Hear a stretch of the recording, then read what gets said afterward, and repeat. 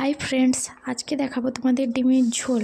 তার জন্য দেখো ডিম নুন আর হলুদ মাখিয়ে নিলাম। তারপরে ওটাকে ভেজে নেব।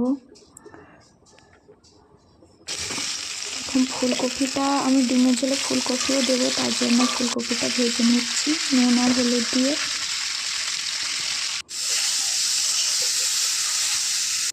তো একইভাবে ডিমগুলোকেও ভেজে নেব।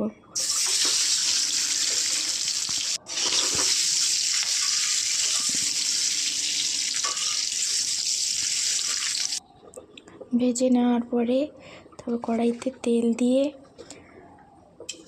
দেওয়ার পরে এখানটায় আমি একটু দারচিনি, এলাচ আর একটা লবঙ্গ দিয়েছি।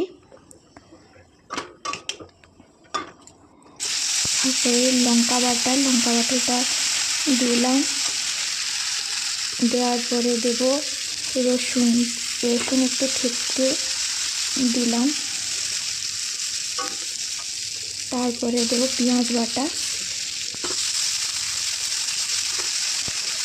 তারপরে শেষে দেব আদা বাটা।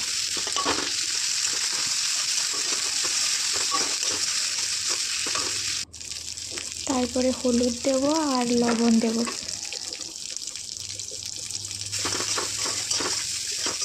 তারপরে আলুগুলো তুলে দেব। আলুটা কষিয়ে নেওয়ার পরে ডিম আর ওই ফুলকপিটা তুলে একটু কষিয়ে নেব। কষিয়ে নেওয়ার পর তারপরে জল দিয়ে দেব। তারপরে এটা ফুটতে থাকবে। তারপরে হয়ে গেলে আমি নামিয়ে নেব।